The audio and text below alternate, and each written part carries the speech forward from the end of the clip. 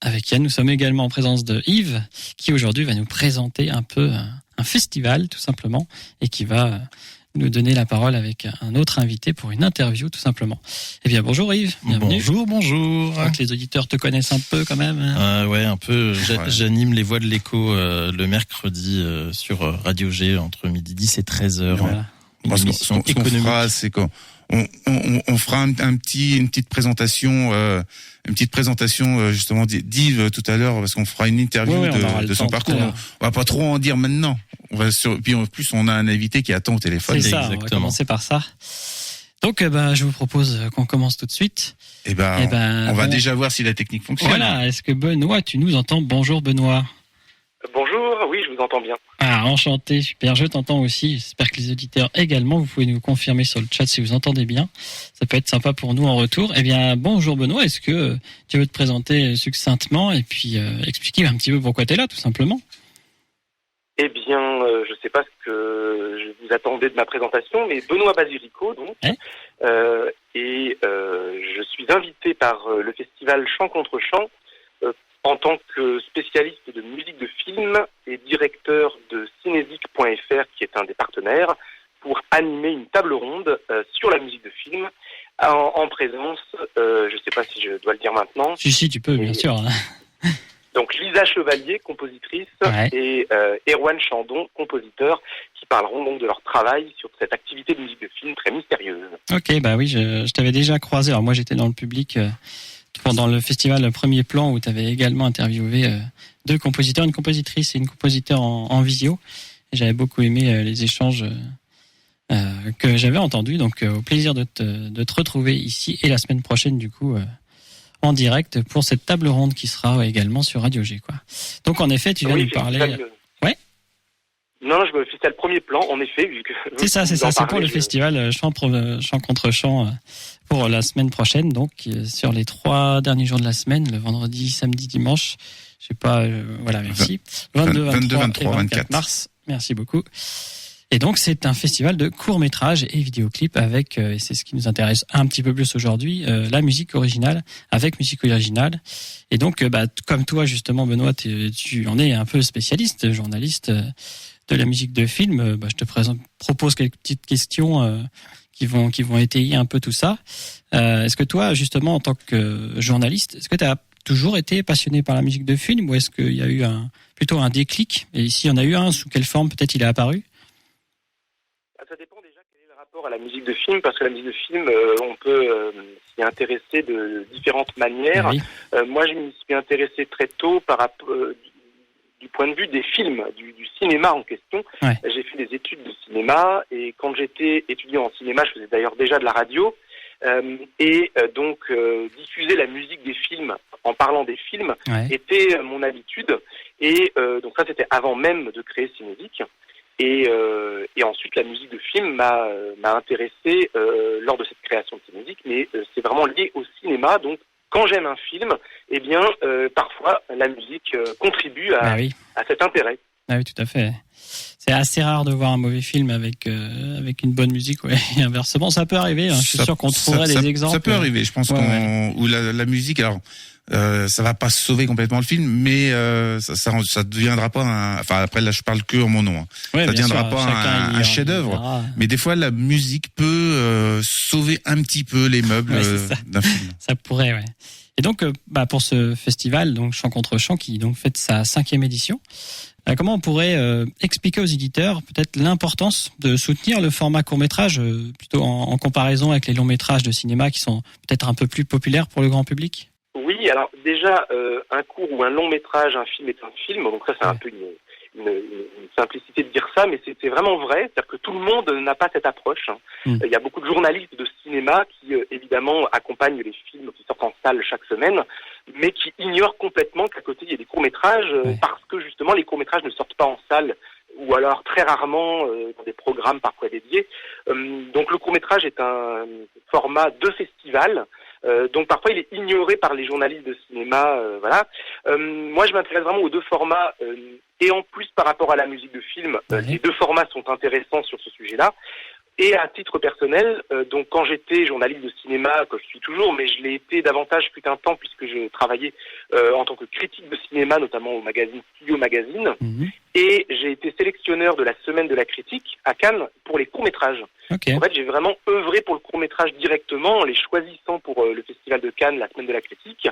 Et j'ai aussi été jury, comme souvent on appelle des professionnels pour être dans les jurys. Oui. Et par exemple, il y a 3 ans, je faisais partie du jury professionnel du festival Côté Court de Pantin avec Lucie Borletot, réalisatrice, et Bertrand Mandico, réalisateur.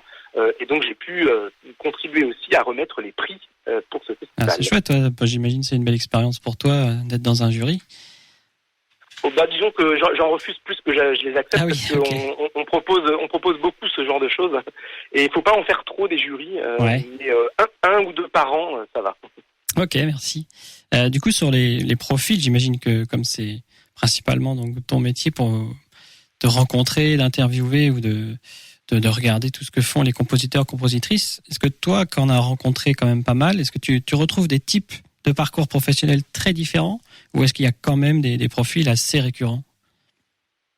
Donc le profil aujourd'hui n'est pas forcément le même qu'il y a 20 ans par exemple, c'est-à-dire qu'aujourd'hui existent des formations dédiées à la musique de film, et ça d'ailleurs ça concerne les 2 invités de la table ronde à Chant contre Chant, donc Lisa Chevalier et Erwan Chandon. Et d'ailleurs c'est un pur hasard, c'est pas volontairement dans le fait de les inviter tous les 2, mais ils viennent de la même école à Lyon, qui est une classe de musique de film du Conservatoire de Lyon.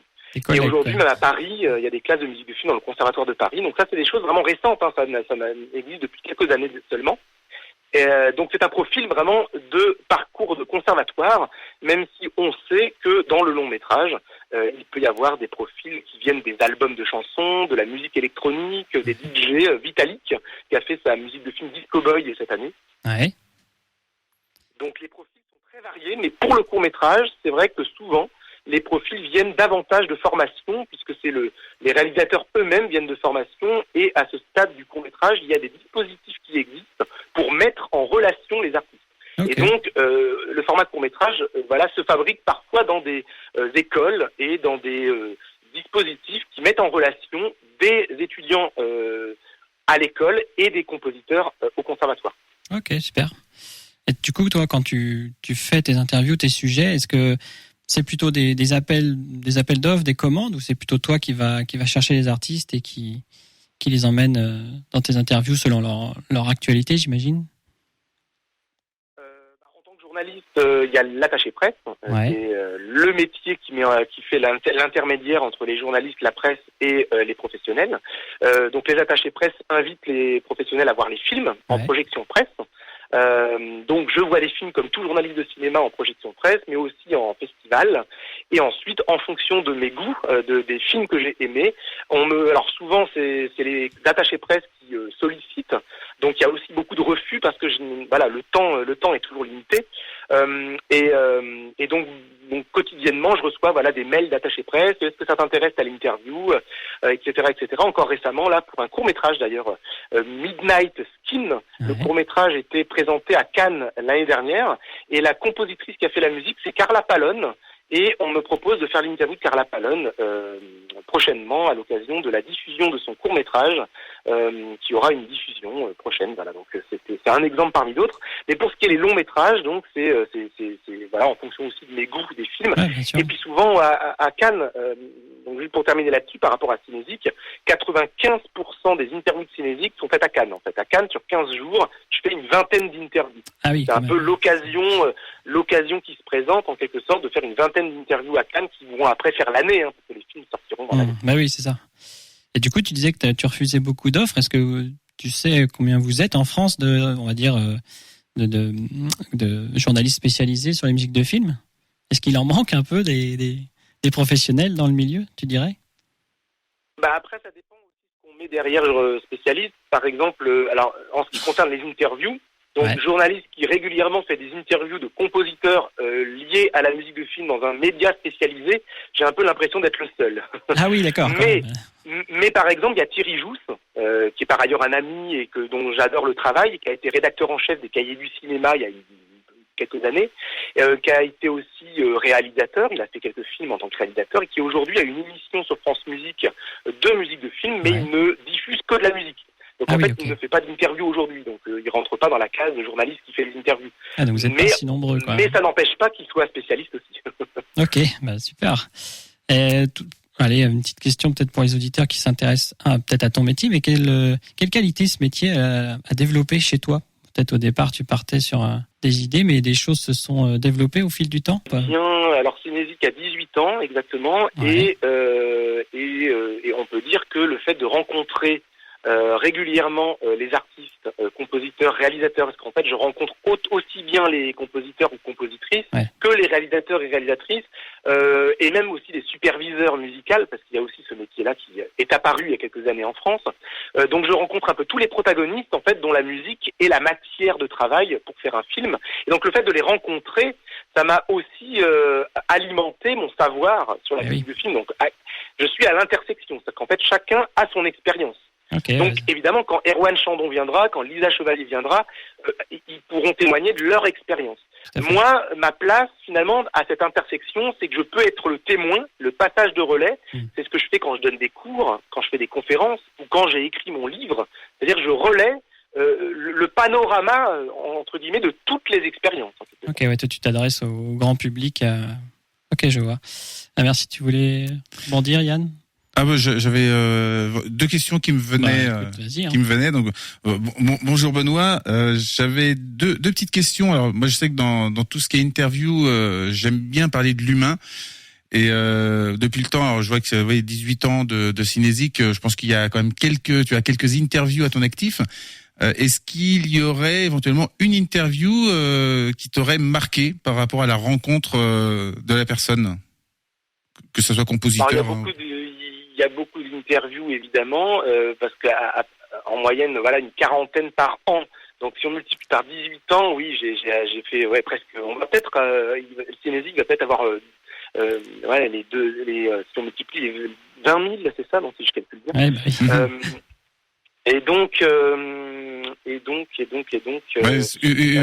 Humainement, est-ce qu'il y a justement une interview qui te marquerait, qui se démarquerait et qui t'a marqué? Oui, disons dans les premières, en fait, c'est toujours les débuts, en fait, qui marquent, parce qu'après, il y a une routine qui s'installe, et puis après, les artistes, je les connais en dehors, souvent, donc, avant même de faire l'interview, parce que les compositeurs et les compositrices, le fait de les rencontrer régulièrement, il y a pas de nouveauté, à part des artistes qui font pour la première fois une musique de film et que je suis ravi de rencontrer, ou alors les anglo-saxons. Et donc quand il m'arrive de rencontrer un Américain que j'apprécie, mais les Français en quelque sorte je les connais déjà, donc c'est pas maintenant que je vais être surpris de cette rencontre, mais une de mes premières rencontres qui s'est faite en plus 2 ans avant sa mort, c'était en 2009 et c'était Maurice Jarre. Maurice Jarre, donc l'immense compositeur de Laurence d'Arabie, de Dr Givago. Donc là, c'est une interview marquante pour moi. Oui, compositeur oscarisé, et très très très grand. Et puis famille de musiciens, puisque le fils a suivi, alors pas sur les mêmes. Dans la musique aussi, mais sauf erreur de ma part, mais pas en. Il a fait une BO, je pense pas qu'il ait fait de BO. Jean-Michel. Oui, il en a fait quelques-unes. Il a fait les Granges brûlées, par exemple. D'accord. Mais en tout cas, oui, il s'est toujours refusé de faire le métier de son père.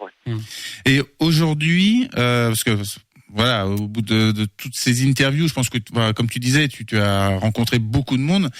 Est-ce qu'il y a aujourd'hui justement un compositeur que tu n'as pas encore interviewé et que tu aimerais justement avoir l'occasion d'interviewer pour Cinésique? Les personnes que je n'ai pas interviewées et que je rêverais d'interviewer sont les personnes presque impossibles à interviewer. Donc il y a eu Ennio Morricone par exemple. Bon, maintenant c'est plus possible pour la raison que l'on connaît, mais pendant très longtemps évidemment quand on posait cette question je disais Ennio Morricone. Aujourd'hui John Williams par exemple, que je ne pourrais jamais interviewer dans la mesure où il voyage très peu, ou alors pour des concerts ou des enregistrements très précis.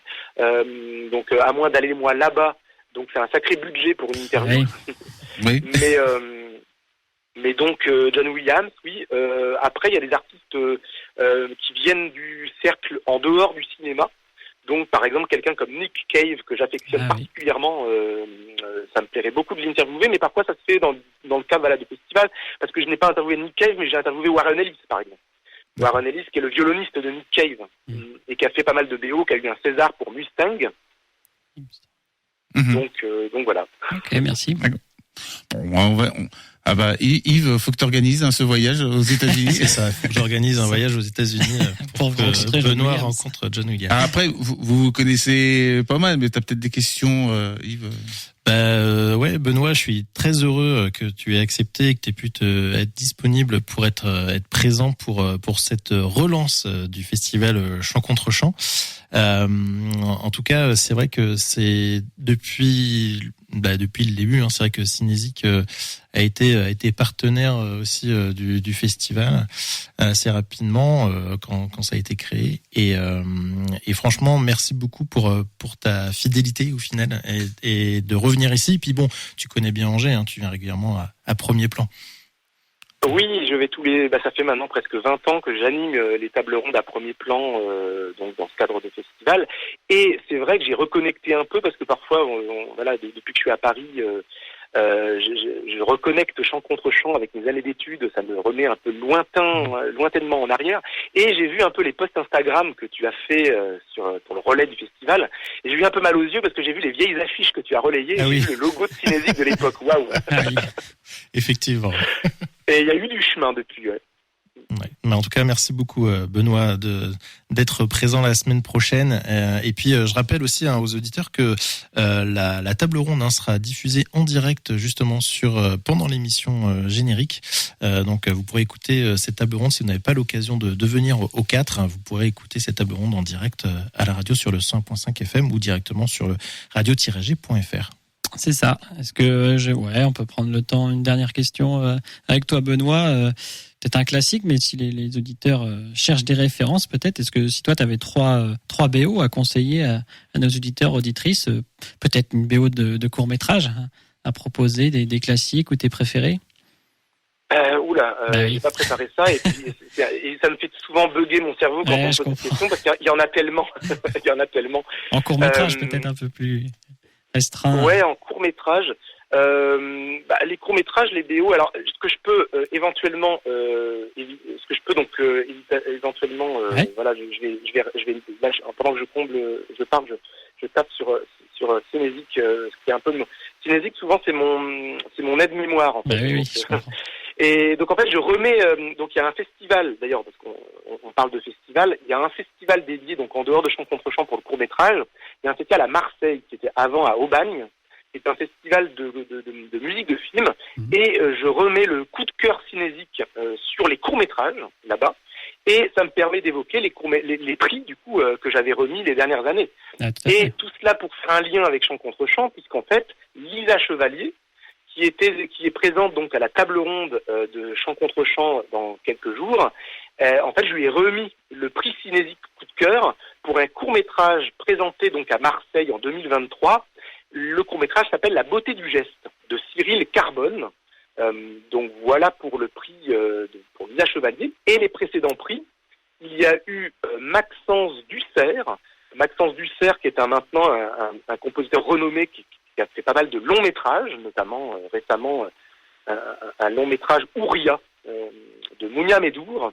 Et Maxence Dussert donc a été récompensé également pour 3 courts-métrages, pas moins des 3 courts-métrages qui avaient été présentés au Festival de Marseille. Alors je vais vous citer les 3 courts-métrages dont il a fait la musique. Il y a Domar de Alcibiade Cohen, Nous n'irons plus en haut de Simon Eloco et Cicatrice de Anna Rosselin.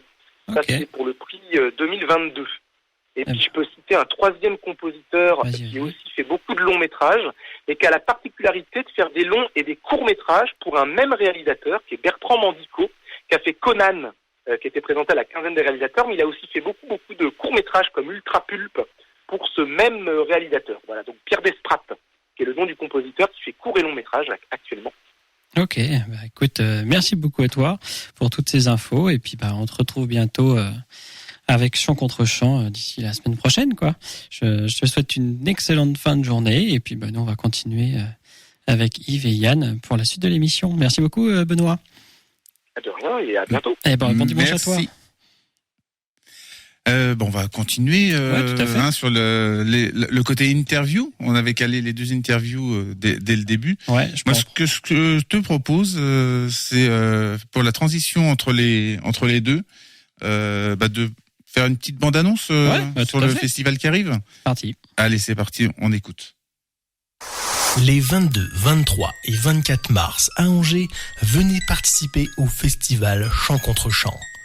Au programme, compétition et diffusion de courts-métrages et vidéoclips avec musique originale. Une soirée concert électro, une séance de dédicaces ainsi qu'une table ronde autour de la musique de film. Les 22, 23 et 24 mars, venez participer au festival Chant contre Chant. Tout est à l'espace culturel le 4, allée François Mitterrand à Angers. Est-ce que je peux rajouter que je serai la présidente du jury pour les courts-métrages? Mais bien sûr, Bibiche. Alors venez nombreux. C'est du cinoche, c'est mieux que la pub. Ouh, pinaise. À bientôt. Informations et billetterie sur le site chantcontrechamp.com. Et oui, on a eu la bande-annonce de Chant contre Chant. Et puis un petit coucou à David qui vient juste de nous rejoindre. Voilà, il reste très peu de temps, donc on en profite pour lui passer le bonjour. Et en arrière-plan, on va mettre un petit peu de musique quand même. Ouais. Je te laisse peut-être indiquer quelles sont les musiques qu'on va voir là en bed. En fond, alors j'ai pas noté les titres, je t'avoue. Je veux savoir d'où ça vient, de la provenance. Alors c'est des films, c'est des courts-métrages de Yves justement qu'on va voir juste après, et le nom du film, je t'avoue. T'as un appel à un ami, si tu veux. Je peux faire un appel du pied sous la table. C'est La Photo. Ah, c'est ça. Voilà, composé par Rodolphe Vriot. Merci beaucoup de me sauver là-dessus. Mais oui, j'avais écouté les pistes, je les ai mis en début de semaine, donc ça fait longtemps que j'ai pas écouté ce que j'ai mis sur la clé. Mais donc tout ça fait, ouais. Donc, alors, ouais, vas-y. On est parti ? Ouais. Allez, c'est parti. Nous recevons aujourd'hui donc Yves pour un événement qui aura lieu la semaine prochaine, comme on est en train de le dire. Mais avant de parler de ce festival, j'aimerais que l'on prenne quelques minutes pour découvrir qui est vraiment Yves Maguin. Je prononce bien ? Très bien, c'est ça. Très bien. Véritable couteau suisse du numérique et du multimédia. Alors, comme il le dit lui-même, je n'invente rien. Ma première question sera basique, mais triple. Car si tu devais te présenter à nos auditeurs, peux-tu nous dire où et quand tu es né, et bien sûr comment tu en es venu à t'intéresser justement au numérique et à l'audiovisuel. Alors, et tu as très peu de temps pour ça. Eh ben, je suis né en 1984, donc je vais avoir 40 ans cette année. Moi, le cinéma, l'audiovisuel, tout ça, c'est depuis, on va dire, 96 pour être très précis, et Toy Story au cinéma. Au départ, je voulais faire du cinéma d'animation. Très mauvais en dessin. Donc du coup, je me suis j'ai un peu bifurqué plutôt sur la fiction. Et en fait, voilà, j'ai toujours voulu faire du film, et puis j'ai eu une opportunité justement quand j'étais étudiant à Poitiers en 2003, donc à faire un court-métrage, un premier court-métrage donc qui s'appelle La Photo, dont on entend de la musique en bed, et puis c'est parti comme ça. Et puis en fait j'ai plutôt ensuite été moins dans la fiction, mais plutôt dans le film d'entreprise, ce qui est encore aujourd'hui mon activité principale. Et donc, originaire du côté de Poitiers ou... Pas du tout. Je suis né au Lilas dans le 93, mais j'ai grandi à Cognac en Charente. Okay. Ah, t'as beaucoup voyagé en fait, du coup. Ouais, après j'ai pas mal Paris, voyagé. La Charente, Poitiers. Ouais, et puis j'ai même après travaillé et habité en Angleterre et en Allemagne. Voilà. Donc, beaucoup de paysages.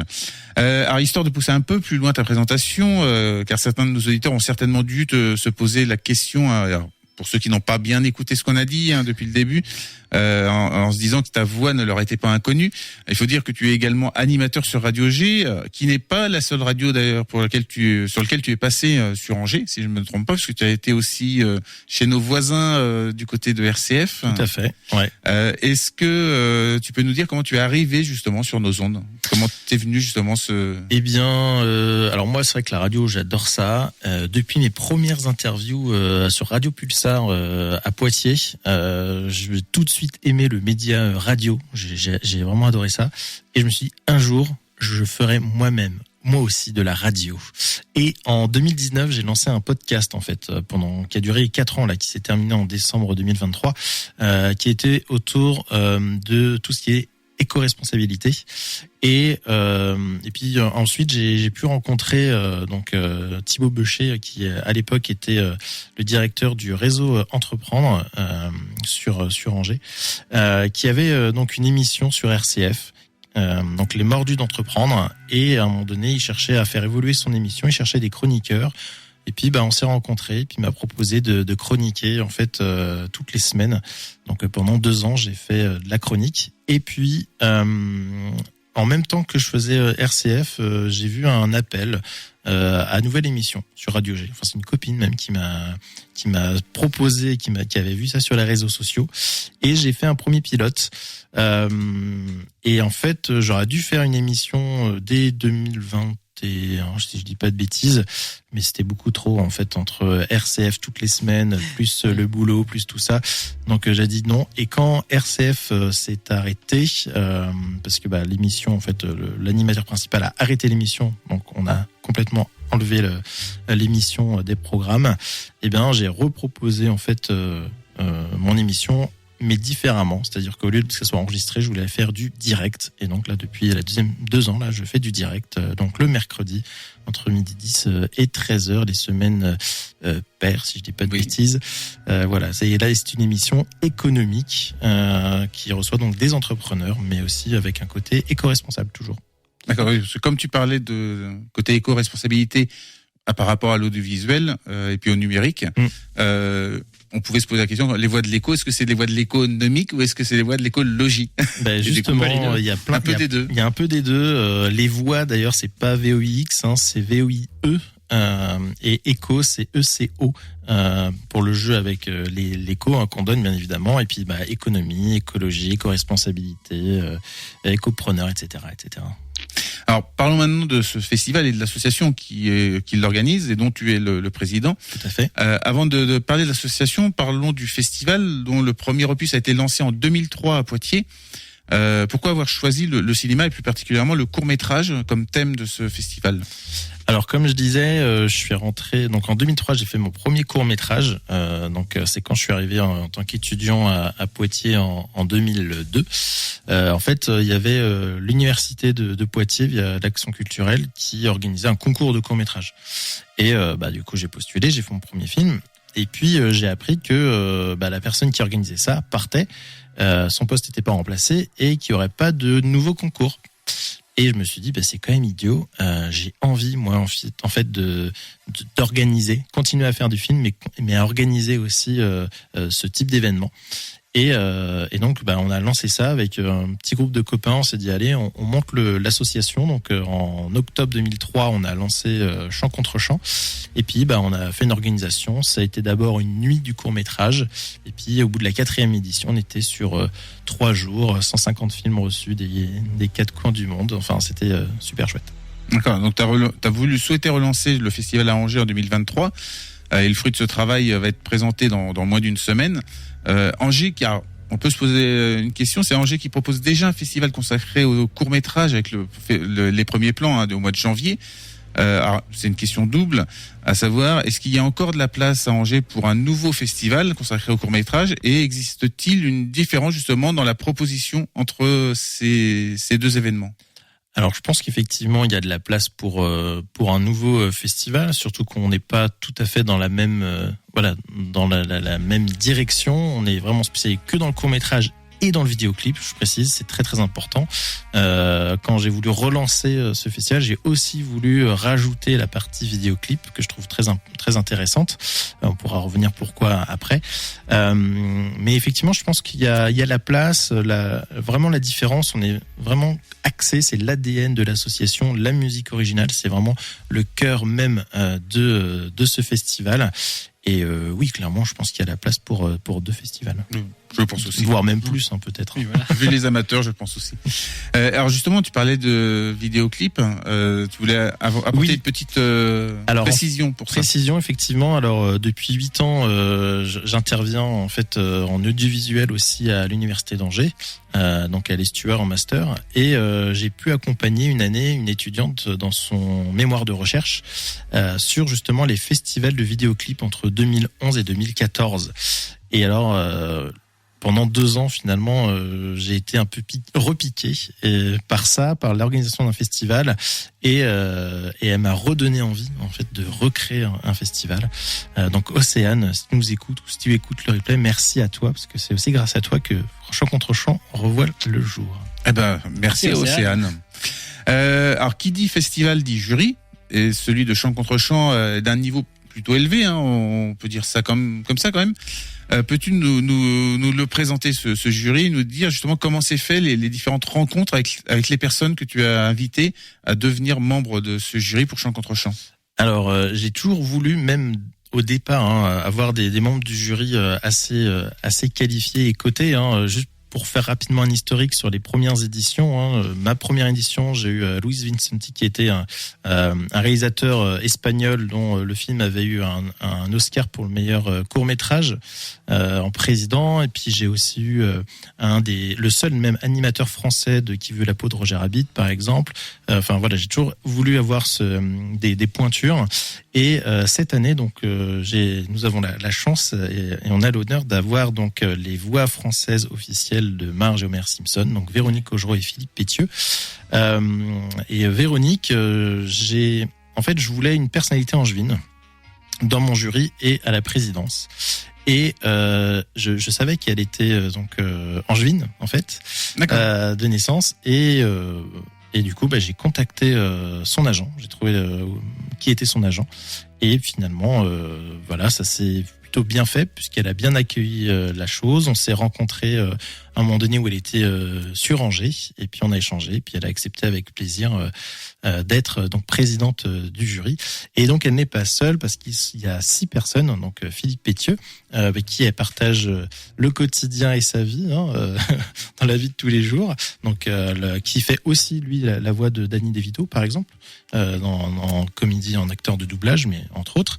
On a Romain Mercier, qui est aussi un compositeur, qui lui un des courts-métrages pour lesquels il a été compositeur a reçu un prix officiel du documentaire de Los Angeles en 2022, prix de la meilleure musique, qui sera donc aussi dans le jury.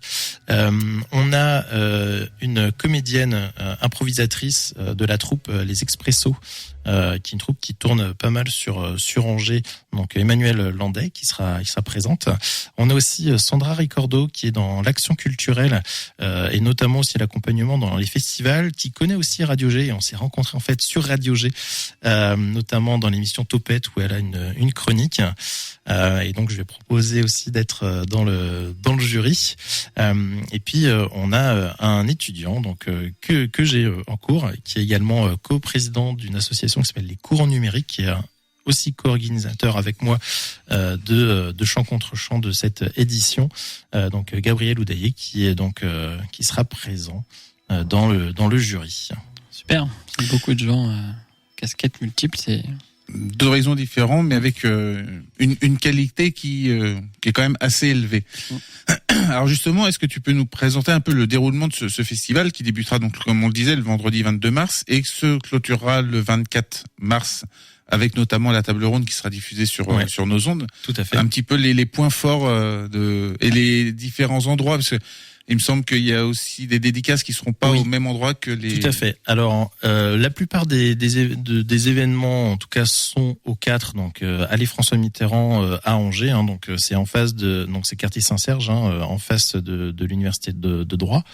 Et donc on commence effectivement le vendredi à 19h pour une soirée d'ouverture avec 6 courts-métrages hors compétition et des présences notamment aussi de réalisateurs, donc courts-métrages et vidéoclips d'ailleurs. Donc l'idée c'est de montrer leurs films et d'avoir aussi des petits échanges avec eux sur la réalisation, et puis donc voir comment ils ont pu travailler avec les compositeurs. On diffuse aussi pour le petit clin d'œil le prix de la meilleure musique donc du dernier festival Chant contre Chant en 2007. Voilà, donc j'ai recontacté la réalisatrice qui a donné son accord pour qu'on puisse le diffuser, et aussi un film qui avait été produit en 2006 par Chant contre Chant, parce qu'on faisait aussi de la production de courts-métrages en plus du festival. Ensuite, le samedi, donc on a Tout le samedi après-midi déjà, vous pourrez aller au 4 pour une action de médiation et d'animation. Donc les étudiants en master communication et médiation culturelle ont créé des petits jeux en fait autour de la musique de film, plus un blind test autour de la musique de film qui va pouvoir être fait. Donc ça c'est en accès libre.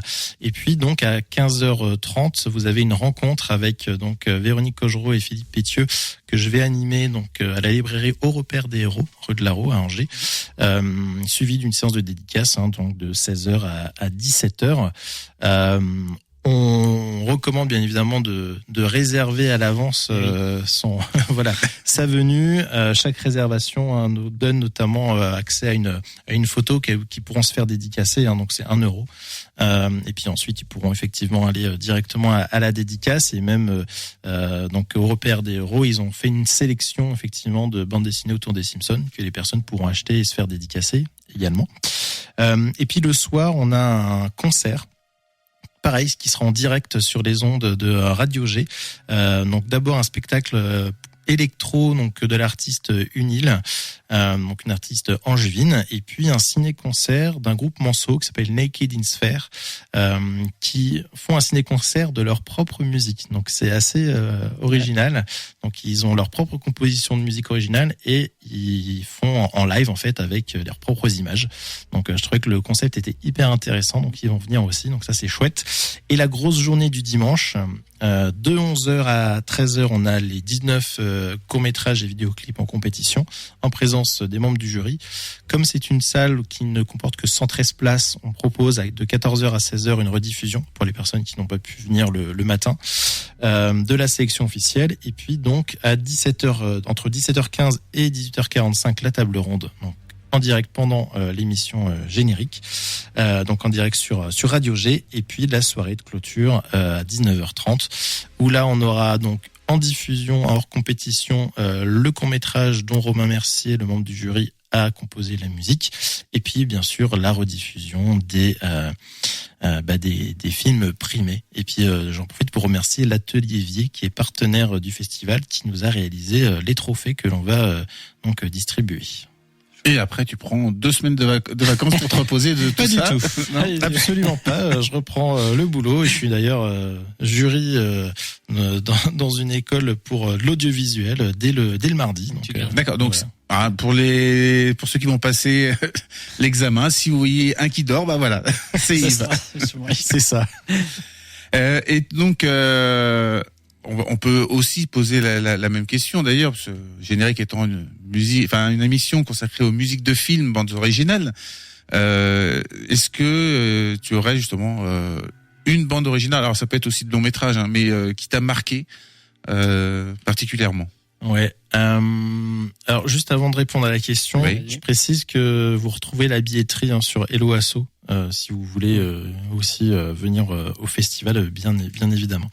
Alors au niveau des bandes originales, alors c'est vrai que j'aime beaucoup.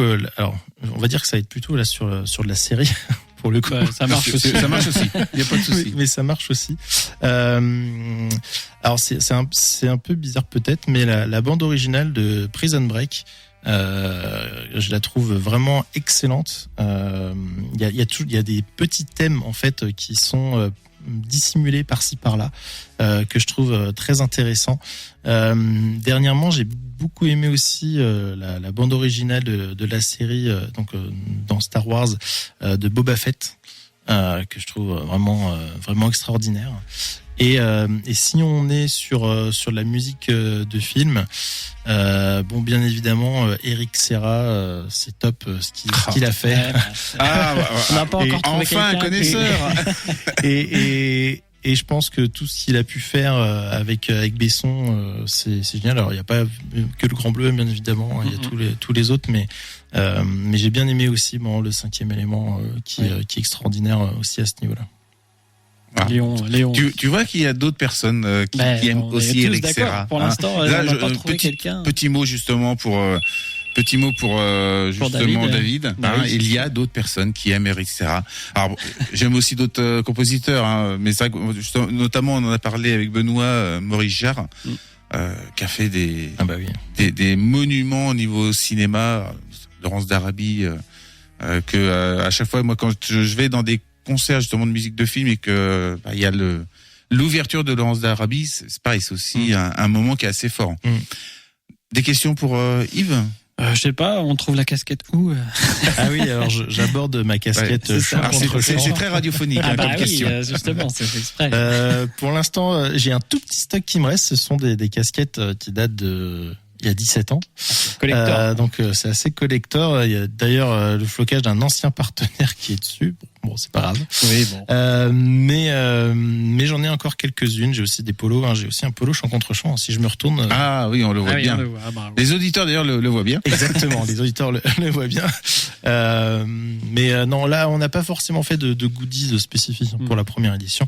L'idée, c'est vraiment de montrer qu'on existe et de s'installer sur la durée sur Angers. Ok. Et écoute, on peut redonner éventuellement les informations, notamment le site internet où on peut retrouver justement les informations du festival.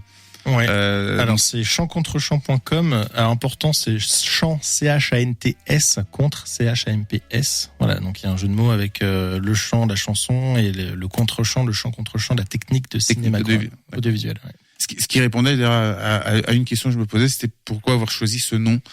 Justement pour l'ADN de la musique originale et du cinéma. D'autres infos éventuellement. Alors tu disais on retrouve la billettique. La billetterie, c'est sur Hello Asso. Donc ça se passe au 4, 22, 23 et 24 mars 2024. À part donc les dédicaces qui sont repères du héros. Et d'ailleurs je remercie aussi nos partenaires.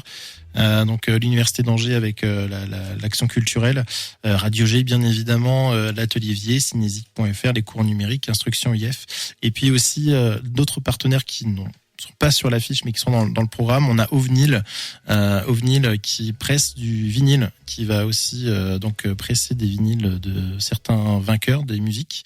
Donc merci pour ce partenariat. Au repère des héros bien évidemment aussi pour la partie dédicace. Et puis on a aussi Tom Wood qui est un artiste angevin qui va faire des petits encadrements en bois. Donc merci à lui. Moi, du coup, il y a une question tu parlais de la presse, d'Ovnil, donc qui pressait les vinyles avec les vainqueurs du festival. Oui. Du coup, après, est-ce qu'il y aura un moyen de pouvoir acheter la BO, hein. Alors ces après, BO. ça sera à voir avec les compositeurs qui vont gagner. On va voir en termes de droits comment ça peut se passer avec eux et comment on peut distribuer. Oui. Ouais, parce que ça pourrait être intéressant justement de pouvoir acheter la BO du festival 2024. Tout à fait. Et je pense qu'il y en a certains pas loin de toi qui sont intéressés. Je crois. Écoute, on va continuer l'émission et là je vais redonner la main à Romain parce que aujourd'hui c'est lui le chef quand même. Donc merci beaucoup pour. Merci à toi. Merci à toi. Tu restes avec nous autant que tu veux. Merci. Jusqu'à la fin d'ailleurs. Voilà, t'es un peu chez toi ici de toute façon, donc les portes sont ouvertes. Encore merci, puis on redonnera quelques infos à la fin de l'émission pour les gens qui vont nous attraper en chemin. Radio G.